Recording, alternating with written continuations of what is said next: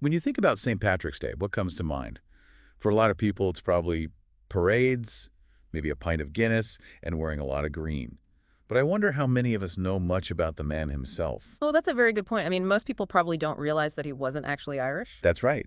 The man we know as St. Patrick wasn't born in Ireland at all, was he? And his name wasn't even Patrick. It wasn't. It was Maewyn Suchet. And he was actually born in Roman Britain. Okay, so then how did this Roman Brit become the patron saint of Ireland? I mean, his story is, well, it's quite a dramatic one, isn't it? Yeah. I mean, he was kidnapped by Irish pirates when he was just 16 years old. And he was taken to Ireland and sold into slavery. It's hard to imagine that happening Yeah. to anyone, especially at that young age. And he was forced to work as a shepherd. For 6 years, he endured some really quite harsh conditions. It must have been incredibly tough for him. You know, it's quite interesting to think about how that experience shaped him. I mean, before he was kidnapped, he wasn't particularly religious, was he? But during those 6 years of tending sheep, it was like he had this spiritual awakening. Yes, absolutely. He found a lot of solace in Christianity and that newfound faith, it really played a crucial role in his escape. It did. I mean, he managed to flee from his captors, and he believed that divine intervention helped him return to Britain. Yeah, and he dedicated the next 15 years of his life to religious studies. And eventually he was ordained as a priest and then later on a bishop by the Pope. That's quite a journey. He went from being a captive to a really high-ranking figure in the church.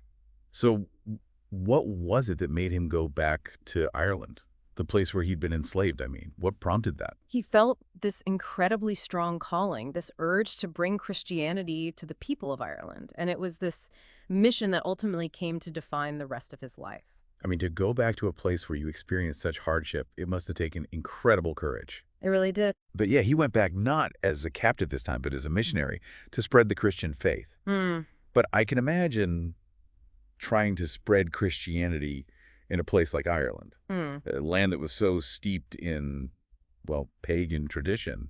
It must have been pretty tough going, wasn't it? Oh, absolutely. I mean, Yeah. he faced a lot of opposition, especially from the Druids. Right. They were very powerful figures, really influential in terms of religion and society. They saw Christianity as a direct threat to their whole way of life, their beliefs. So how did he manage to, I don't know, I mean, how did he make any progress in that kind of environment?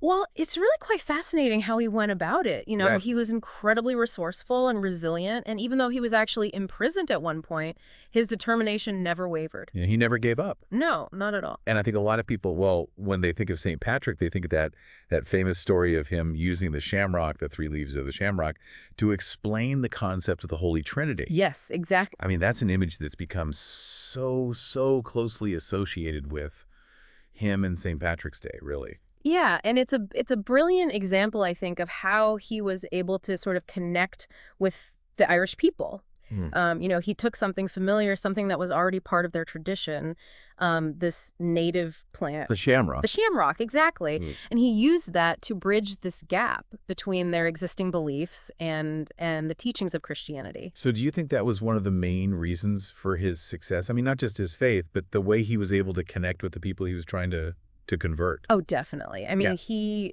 he had this understanding, this empathy, Mm. and the impact he had was undeniable, really. She spent 30 years of his life dedicated to this mission. Wow. Yeah, he set up monasteries, schools, churches all across Ireland. It's amazing. He really played a key role in transforming Ireland into this major center of Christianity in Europe. And of course, his legacy continued, I mean, long after his death, Oh, yes, of course. which was on the 17th of March. And that's why we celebrate St. Patrick's Day on that date. Precisely. And his sainthood was confirmed, and over time, his stories become a bit intertwined with folklore and mythology, and, well, that's really cemented his place as the patron saint of Ireland. But it's interesting, isn't it, how the actual man, the historical figure, has become almost overshadowed by, I suppose, by the celebration. Yeah, I think it's true. I mean, so many people celebrate St. Patrick's Day all over the world Mhm. with parades and music and all things green. But how many of them actually stop and think about, the man behind it all? A man who was a slave, found his faith, and then returned to the very people who'd captured him to share his beliefs.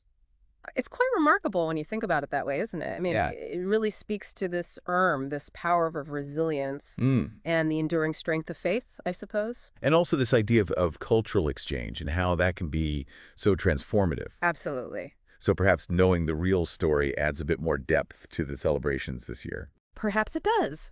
I mean, it makes you think a bit differently about the whole thing, doesn't it? It does, yeah. It's more than just a day for wearing green and having a few drinks. It is, definitely. So maybe this St. Patrick's Day, as we're, enjoying all the festivities, we should also spare a thought for the man who inspired it all. Mm. Maewyn Succat, And Sukat. the Roman Brit who became St. Patrick, the patron saint of Ireland. Yeah, a man who went through so much, but whose faith ultimately led him to transform his own life and the lives of countless others. And if anyone listening wants to learn more about, about Ireland and its history and culture, why not sign up for the Love Ireland newsletter? It's a great way to discover more about the Emerald Isle. Absolutely. Thanks for joining us today.